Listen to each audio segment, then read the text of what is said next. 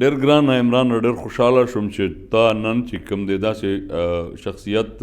ما ته هم را یاد دی بلکې موږ نه هېرېږي هم نه. هغه دی ښاغلی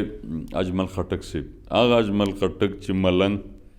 کچکول په غاړه چې کوم دی کوڅه په کوڅه د پښتنو او د یووالي او هغوی چې کوم دی نو د هغوی راغونډولو دپاره چې کوم دی د پښتنو نه به یې خیر غوښتو. یقینا چې ډېر د افسوس خبره ده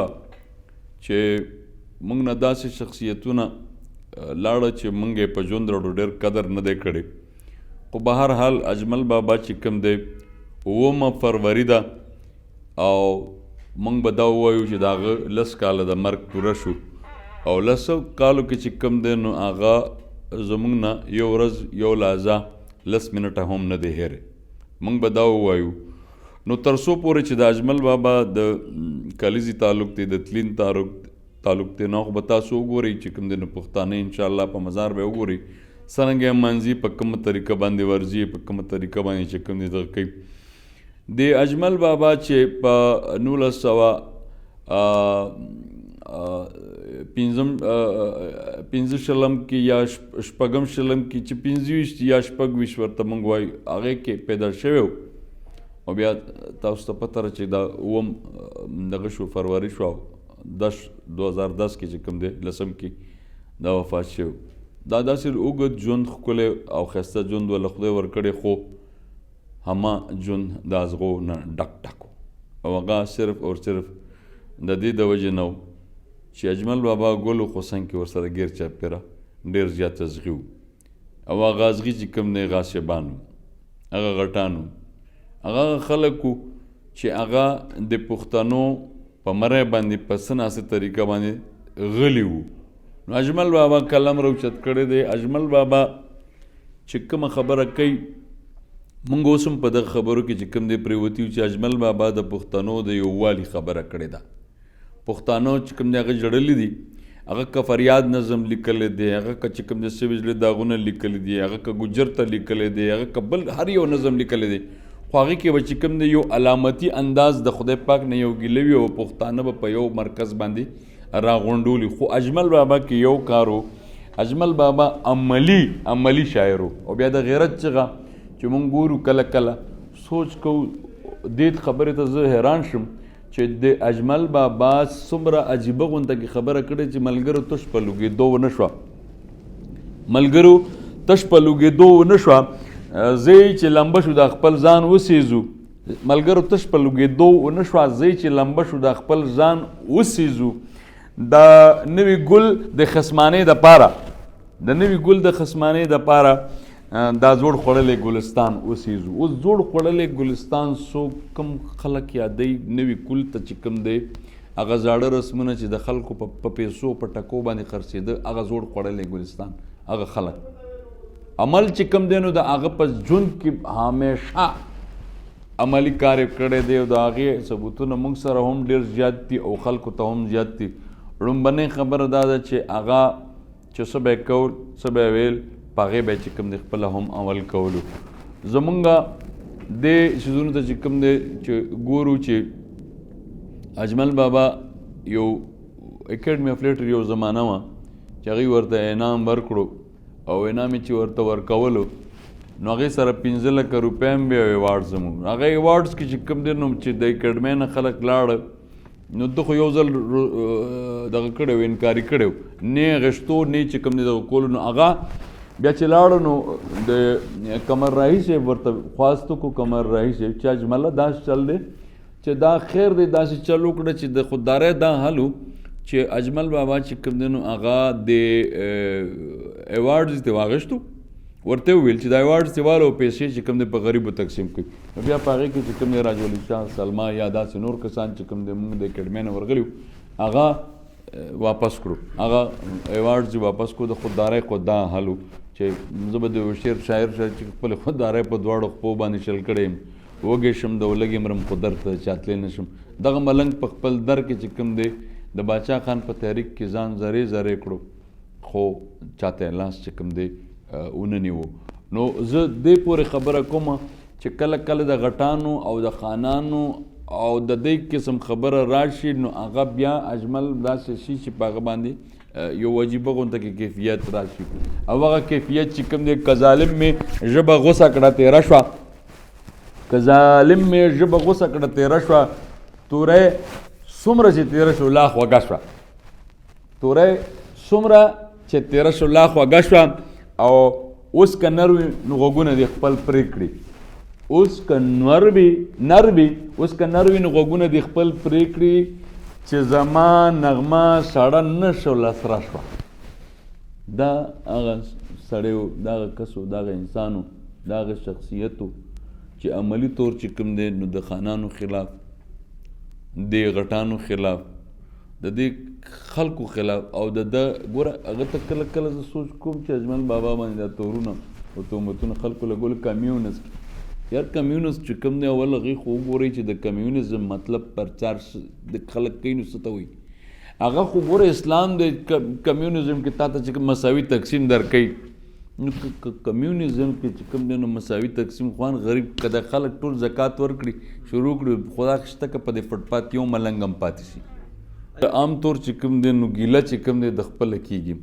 او دا ګیلې چې کوم دی نو دا تاسو سوچ کوئ چې کله که پښتنو ته یا مطلب دی ځینې کسانو زه به دا ویم چې د خدای نه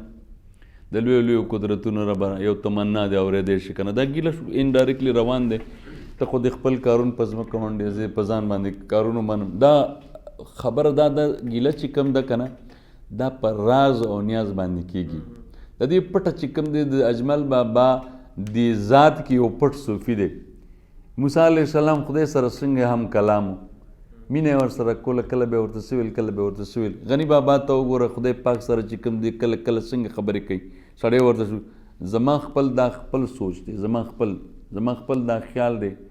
چې دا د خدای پاک چې کوم دی نو د دومره زیات خوښ و چې دا څومره د زړه خبرې وي نو هغه ټولې خدای پاک ته چې کوم دی د ګیلو په شکل کې علامتي انداز کې کړي دي ډایرکټ چې کوم دی هغه چرته هم چې کوم دی داسې خبره نه ده کړې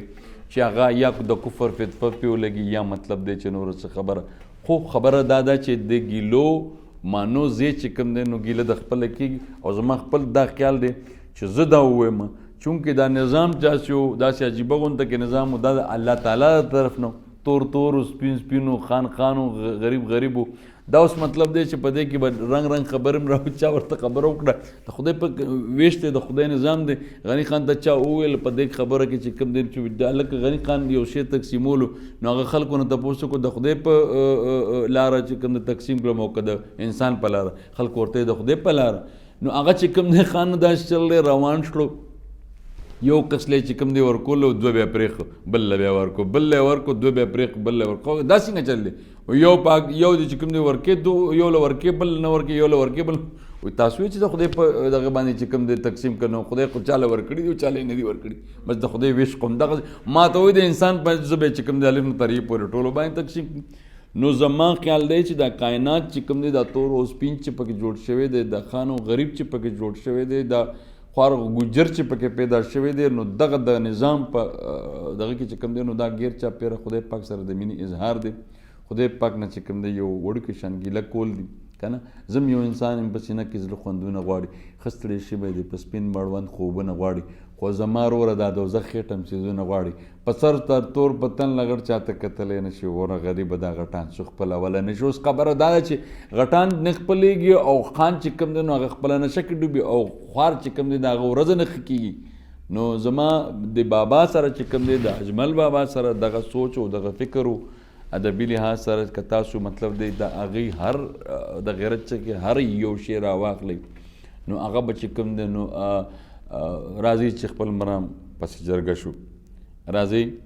چې خپل مرام پسې جرګه شو اجمل څه بابا نه دی چې سوالونه پرې قبلېږي نو اجمل چې کوم دی نو هغه په شریکه باندې ځان سره خلک بوځي اجمل ځان ته څه پیر نه وایي ځان ته دغه نه وایي خو دغه یووالی چې کوم دی دا پښتانه چې کوم دی دا راغونډول دا ډېر لوی چې سوچ راغونډ حمزه بابا سوچ راغونډ په یو مرکز یې نه کړم هرې تپې ته د جرګو سره ځم دا چې کوم دی د پښتون له هرې تپې ته ورځي جی ډېره عجیبه غونته کې خبره ده چې ما پرسنټیج ویښکو نو هغه ورځ چې کوم دی نو په فیسبوک باندې یو عجیبه خبره وشوه چې ډېر ماله ډېر افسوس راغو چې په آزاد کشمیر کې د جموں کشمیر کې چې کوم دی نو په دغه کې هغې کې 87% تعلیم یافته خلک دي او زمونږ ګیر چاپیره پرسنټیج 27% د پښتنو ګیر چاپیره ښودلی دی. ما د اجمل بابا همدغه خواهش و چې دا ټول پښتانه چې کوم دی دا ټول په دغه چې دا تعلیم یافته شي، دا بشعوره شي، دا راپاسي او چې کوم زمونږ د ایشیا دا زړه چې دی د دې ځمکې د دې لاندې خزانې چې څونه خزانې دي هغه د خپل علم په برکت باندې چې کوم دی نو هغه موږ ته دغه کړي. نو دې پورې درته وایم چې د هغه هم دا خواهش او زه هم دا وایم چې دا شپږ یونیورسټۍ ګیر چاپیره په دې ګیر چاپیره سیمه باندې پرتې دي. اول خو بدقسمته خلیل او مومن دي چې ګیر چاپیره ورسره پراته دي او شپږ یونیورسټو کې شپږ کسان 20 ګریډه نشته، ډېر پی ایچ ډي شپږ پی ایچ ډي پکې نشته. زه وایم چې د اجمل بابا تعلیمات چې کوم دی نو هغه په د سرو په اوبو ولیکلی شي او خاص کر د غیرت چغه او هغه د هر پښتون غاړه کې واچولی شي، د هر زلمي غاړه کې واچولی شي چې هغه د غفلت خوب نه چې کوم دی راپاسي. او دا صرف اجمل بابا نه دی کړي، دا چې کوم دی نو علامه اقبال هم کړي دي، دا زمونږ خوشحال بابا هم کړي دي، دا زمونږ صوفي رحمان هم ځینې څیزونو کې حوالې او اشارې ورکړي دي، دا زمونږ کلاسیکي شاعران ټول چې کوم دی د پښتنو د ویقولو او د پښتنو ظلمو ته چې کوم دی نو ورکول. خو چونکې دا زمونږ اجمل بابا خصوصا په داسې صدۍ کې پیدا و، په داسې وخت کې پیدا و چې هغه د غلامۍ لنډې چپې لیدلې وي په خپله، نو هغې وجې نه چې کوم دی نو دا ټول پښتانې چې کوم دی راویښ کړي دي او دې ته چې کوم دی نو مخاطب شوي دي. زه وایم چې هر پښتون زلمی چې کوم دی نو هغه دې راپاسي او دا دې ووایي چې راځئ چې فرق له تور او سپین لرې کړو، مړاوې له کیرې له جبین لرې کړو، که په اتفاق او اتحاد شو یو ځای په ګوته ګوته به غمګین لرې کړو. دا د اجمل بابا فلسفه وه چې د هر چا شعر دی. خو به هر حال لکه دې پورې دا ویم چې د اجمل بابا د فلسفې نه فایده اخیستل چې غني بابا ورته خپله دا وایي چې اجمل ډېر لوی شاعر و، نو تاسو د دې نه اندازه لګوئ په یوه صدۍ کې د اجمل بابا، د غني بابا، د حمزه بابا، د کلندر مومن، د ورپسې نور داسې ښکلي ښکلي شاعران زمونږ کلاسیکي شاعرانو نه علاوه چې کوم دی دا خلک وشدېږي او د اجمل بابا پکې راټوکېږي او دی چې کوم دی ځان ته یو خپل مقام پیدا کوي. دا صرف او صرف د هغه د صداقت، د مینې او د دغه نتیجه وه چې د هغه په تعلیماتو کې چې کوم دی د زړه نه صداقت او د زړه کیسه وه پکې. نو دې پورې درته وایم چې واقع چې پښتنو ته د پکار ده چې هغوی چې کوم دی نو د اجمل بابا تعلیماتو نه فایده واخلي او په یو مرکز دی چې کوم دی پښتانه راغونډ کړي. اوس هم ضرورت دی ځکه چې پښتانه چې کوم دی د افغان وار سره او د پښتنو سپیشل چې کوم دی نو دا کوم ځمکه چې ده، خطه چې ده، دا په ګوته کېږي او دې نه میدان جنګ جوړېږي. خدای دې نه کړي، خدای دې نه کړي چې هغه شي. نو زموږ له د اجمل بابا د ویژن او د هغه د تعلیماتو نه چې کوم د فایده اوچتول پکار دي چې مونږ د دا خبره داسې کار وکړو چې هغه خبره چې کوم دی نو نه سیخ وسوځي او نه کباب، داسې کار چې مونږ پکې چې کوم دی بچو پردی جنګ دی او هغه زمونږ کور ته راشي، زمونږ په میدان باندې چې کوم دی کېږي. اجمل بابا دغه شیزونه چې کوم دی ډېر پخوا دغه کړي، زمونږ ټولو خدای خدمتګارانو نورو پښتنو ټولو دغه آواز کړی دی. زما خیال دی چې اجمل بابا د څومره کله چې پښتانه ژوندي وي تر هغه وخته پورې به د پښتنو اجمل بابا، لیونی اجمل